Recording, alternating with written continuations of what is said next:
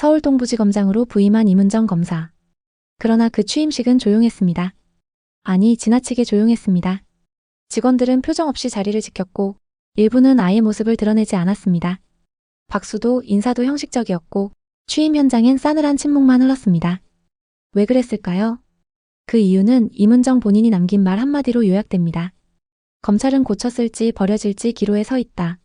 표현은 정제됐지만 그 말의 의미는 분명했습니다. 정권의 뜻을 따르고 순응하면 고쳐 쓴다. 그렇지 않으면 버려진다. 이건 개혁의 언어가 아니라 복종 아니면 해체라는 냉정한 통보였습니다. 검찰은 수사와 기소를 통해 권력과 과학을 감시해온 조직입니다.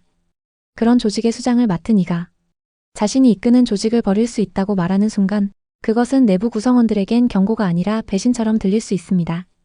그리고 임은정은 단지 말뿐만이 아니었습니다.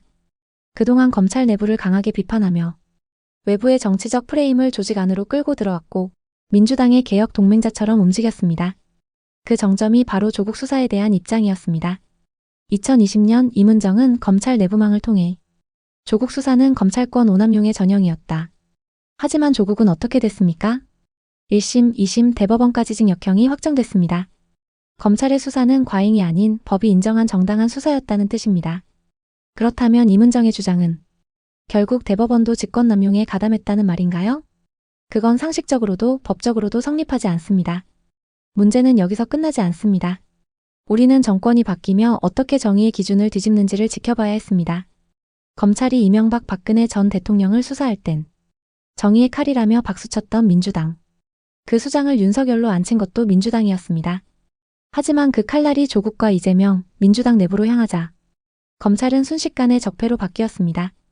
이중잣대, 기준 없는 정의였습니다.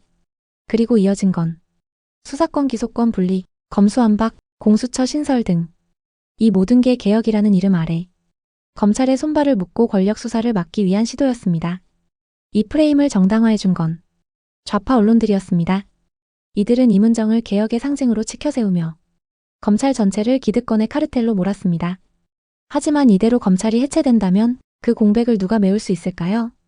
그 자리는 단순한 진공 상태가 아닙니다. 그 틈을 비집고 들어오는 건 감시받지 않는 권력, 처벌받지 않는 범죄, 그리고 지켜지지 않는 국민의 삶입니다. 그 거학이란 말 결코 추상적이지 않습니다. 검찰이 지금껏 수사해온 실체들은 다음과 같습니다.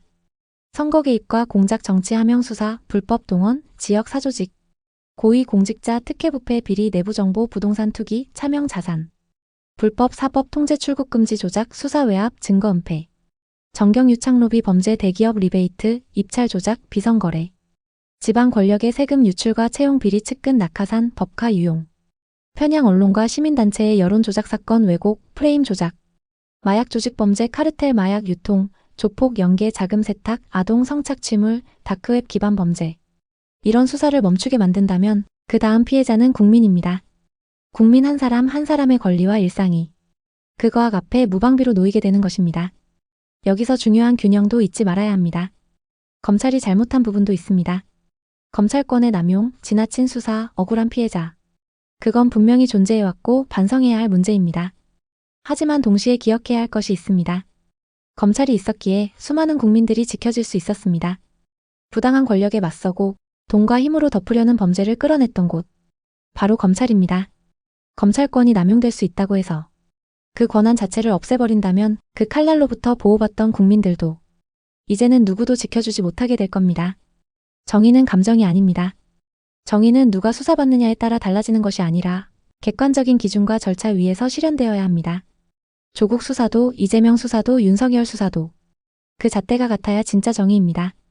검찰은 고쳤을지 버려질지 기로에 서 있다. 이 말은 결국 정권에 순응하지 않으면 사라질 수도 있다는 위협이자 국민이 누려야 할 법적 보호마저 잃을 수 있다는 경고로 들립니다. 검찰이 사라진 세상, 거학은 자유롭고 국민은 무방비로 남겨집니다. 여러분은 어떻게 생각하십니까? 임은정의 말이 정말 개혁의 선언이었을까요? 아니면 정권을 위한 충성의 맹세였을까요? 검찰권의 남용은 비판하면서도 그 검찰이 있었기에 막을 수 있었던 범죄들에 대해선 우린 얼마나 기억하고 있을까요? 댓글로 여러분의 생각을 들려주세요.